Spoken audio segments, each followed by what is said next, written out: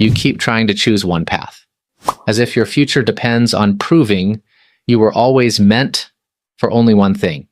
And every time you get interested in something new, you feel that quiet shame again. The thought that maybe you are scattered, maybe undisciplined, maybe everyone else learned how to build a career, and you somehow learned how to collect beginnings. If this kind of psychology-based content helps you understand yourself more clearly, subscribe, because this channel is for people who have felt difficult to explain, even to themselves. There's a very specific kind of frustration that comes from being good at many things and fully owned by none of them. You can learn fast. You can connect ideas. You can adapt in rooms where other people need a manual. But when someone asks the simplest career question in the world, so what do? Your answer starts sounding blurry, overcomplicated, almost apologetic. You have skills, but no clean label. You have ambition, but no single lane. You have depth in several directions, but not enough social proof in one obvious category for the world to relax around you. And that does something to a person. Because the modern world says mastery must look narrow. It says seriousness must look singular. Pick one thing. Build one identity. Stay in one box long enough for people to trust you. So every time your curiosity moves, every time your mind lights up in a different direction, it can feel less like intelligence and more like betrayal. You are ruining your own life, in real time with your own range. But what if that interpretation is wrong? What if your problem is not that you learn too many things? What if your problem is that you keep trying to force a multidimensional mind into a single-track career model? That is a very different diagnosis, and it creates a very different future. A lot of people who learn widely think they have a discipline problem, when what they may actually have is a design problem. They are using the wrong map. They are judging themselves by a career architecture built for specialists, then feeling broken. When their mind refuses to move in a straight line, it is like measuring ocean currents with a ruler. The ruler is not evil. It is just the wrong instrument for something fluid, layered, and alive.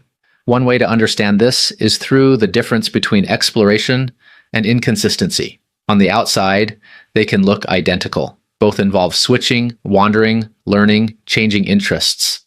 But psychologically, they are not the same at all. Inconsistency comes from avoidance. From running, the moment effort becomes uncomfortable. Exploration comes from pattern hunger. It comes from a mind that is trying to build a wider internal model of reality. That kind of mind often moves not because it is weak, but because it can sense possibilities. Other people do not even notice. The tragedy is that if no one teaches you how to organize that kind of mind, you start treating your natural way of learning as evidence against yourself. You begin to shrink in places where you should have been strategizing. You start saying things like, I can never stick to anything, when the deeper truth may be, I was never taught how to integrate my interests into something coherent. That distinction matters more than most people realize. Psychology suggests identity is not just something you have. It is something you repeatedly perform until your nervous system starts believing it. So if you keep telling yourself, I am all over the place, your mind starts filtering your history. Through that sentence, you stop seeing the through line. You stop seeing how your skills actually connect. You only see fragments, unfinished projects, random detours, evidence for the prosecution. But there is often a hidden pattern underneath all of it. Research on motivation and attention points to the idea that some people are especially driven by novelty, complexity, and pattern recognition. Their attention is not captured by repetition alone. It is captured by synthesis. They come alive when separate domains suddenly click together. Their brain is not always asking, how do I go deeper in one lane forever? Sometimes it is asking what happens when this lane connects to that one. That is not automatically a flaw. It can be an engine. Your mind may be treating learning as a kind of internal mapping process.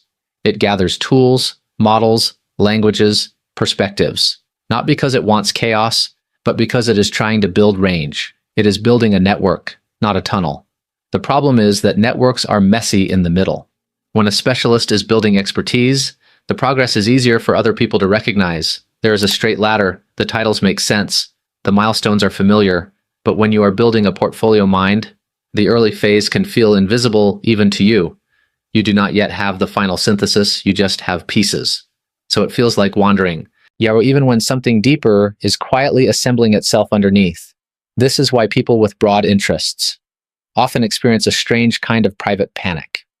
Outwardly, they look curious, capable, intelligent. Inwardly, they feel late.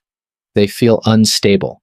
They feel like everyone else got handed a blueprint and they got handed a box of parts. But a box of parts is not failure. Sometimes it is the beginning of a more original machine. And that brings us to the real issue.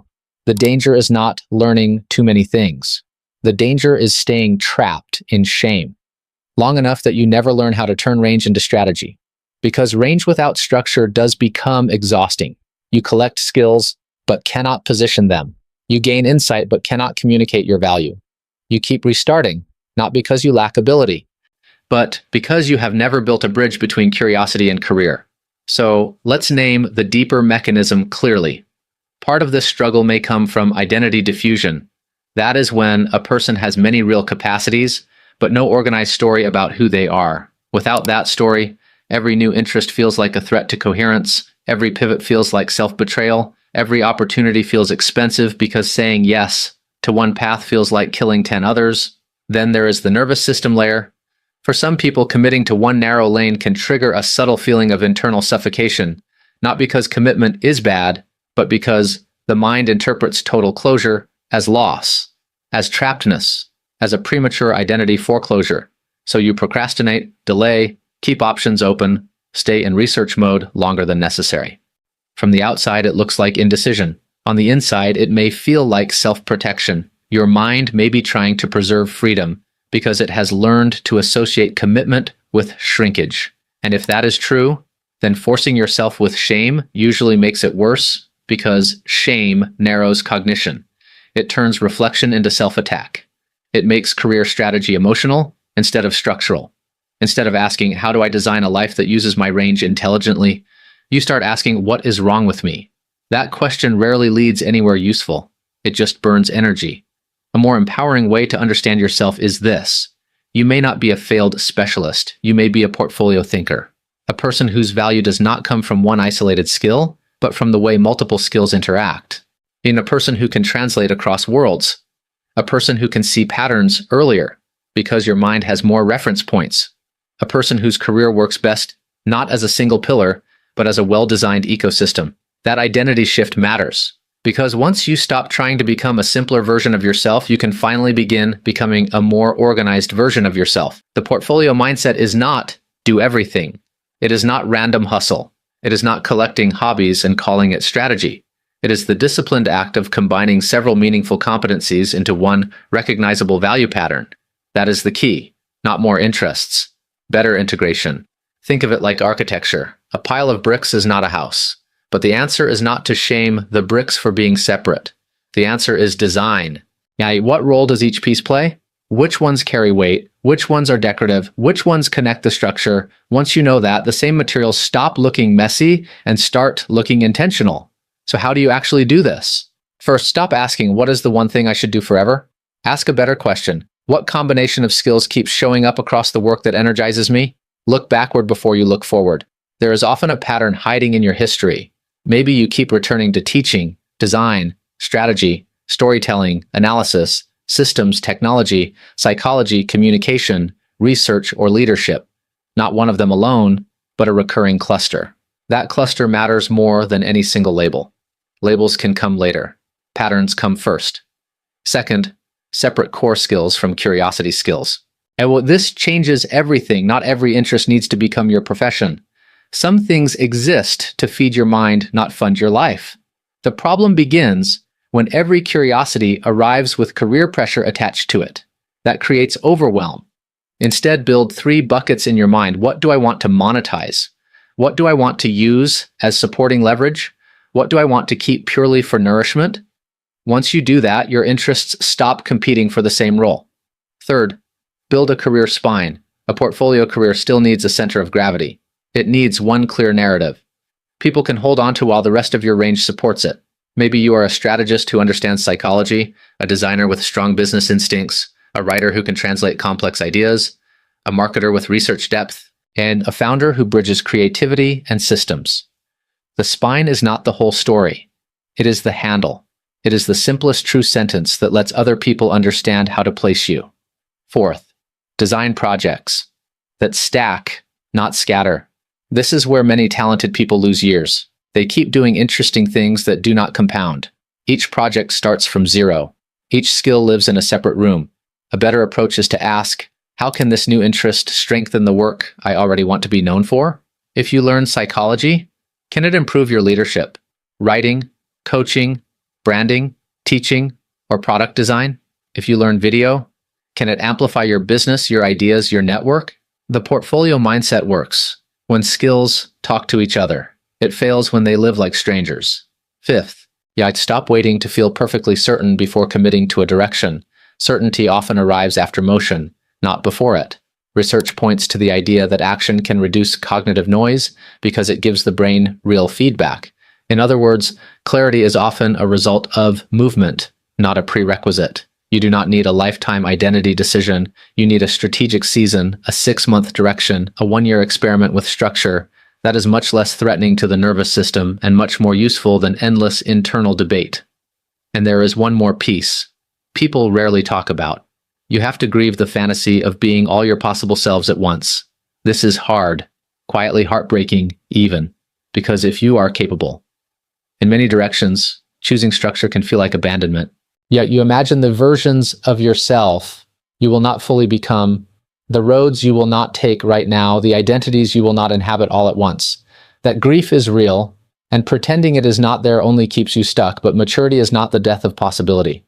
It is the art of sequencing it. You are not saying no to every future. You are saying not now, so something can finally grow. That is how a portfolio life becomes powerful, not through frantic openness, through intelligent arrangement. So if you have spent years feeling impossible to summarize, if people have made you feel unserious because your mind refuses to stay inside one narrow category, hear this carefully. Your range is not the mistake. Your shame about your range is what has been distorting your decisions. You do not need to become less curious. You do not need to flatten yourself into a cleaner story before you start. You do not need to pretend your mind works like someone else's just to feel employable. You need a structure that respects how you actually think, a career spine, a skill stack, a few clear bets, a longer time horizon, and a more compassionate interpretation of your own wiring. Because once you stop seeing yourself as scattered and start seeing yourself as integrative, something changes. The panic softens. The self-judgment loses authority. Your past starts making more sense. Even your detours begin to look less like waste and more like raw material. And maybe that is the shift you needed most. Not more pressure, not more comparison, not another productivity system that treats you like a machine, just a better lens. A lens that says you are not late. You are assembling. You are not behind. You are becoming legible to yourself. You are not too much. You are just built for a different kind of career architecture. So take the next step, not the final step. Name your pattern. Choose your spine. Build one season of focused integration. Let your interests become allies instead of rivals. And if this is the first time your mind has felt explained, instead of criticized, stay with that feeling. Follow it. Build from there. There is probably another video on this channel that will help you make even more sense of the way you work, the way you think, and the way you are trying to become someone real in a world that rewards simplification. You do not need a smaller mind, you need a smarter map.